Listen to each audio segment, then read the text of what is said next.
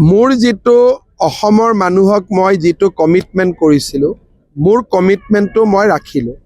যেতিয়া প্ৰথমবাৰ মই কৈছিলোঁ যে গৌৰৱ গগৈৰ পত্নী বিদেশী, তেতিয়া গৌৰৱ গগৈয়ে নিজৰ পত্নীৰ বিহুৰ মুগাৰ মেখেলা চাদৰ পিন্ধা ফটো এখন দি কবিতা লিখিছিল যে মই কিমান মিছা কথা ক'ব পাৰোঁ। আজি মই অসমৰ ৰাইজৰ আগত প্ৰমাণ কৰি দিলোঁ যে ৰাজনীতিত হিমন্ত বিশ্ব শৰ্মাই এটা অসত্য কথা নকয়। তেওঁ যদি মোক চেলেঞ্জ নকৰিলেহেঁতেন অসত্য কথাৰে, মই হয়তো ইমান দূৰলৈ নোসোমালোহেঁতেন। বাকীখিনি এতিয়া কেন্দ্ৰীয় চৰকাৰৰ দায়িত্ব, বাকীখিনি কেন্দ্ৰীয় চৰকাৰে চাব।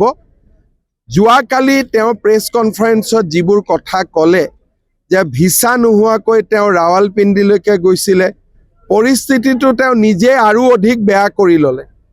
যিমান মই কৈছিলোঁ তাতকৈ তেওঁ নিজে বেয়া কৰি ল'লে। যেতিয়া নিজ মুখেদিয়ে তেওঁ কৈছে, তেওঁ নিজেই উত্তৰ দিয়ক, কেন্দ্ৰীয় চৰকাৰে যেতিয়া তেওঁক সোধা পোছা কৰিব। তেওঁ ৰাৱালপিণ্ডিত গৈছে, ইয়াত আৰু কমেণ্ট কি দিব? মই কোৱা কথাৰ কমেণ্ট দিব পাৰে, এতিয়া তেওঁ নিজে কোৱা কথাৰ কেনেকৈ কমেণ্ট দিব?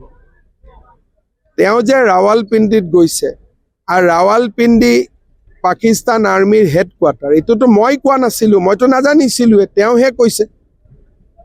গতিকে তেওঁ কোৱা কথাৰ ওপৰতে আপুনি কি টিপ্পনী দিব? এইটো তেওঁৱে কৈছে, এইটো স্বীকাৰোক্তি টাইপ হৈ গ'ল।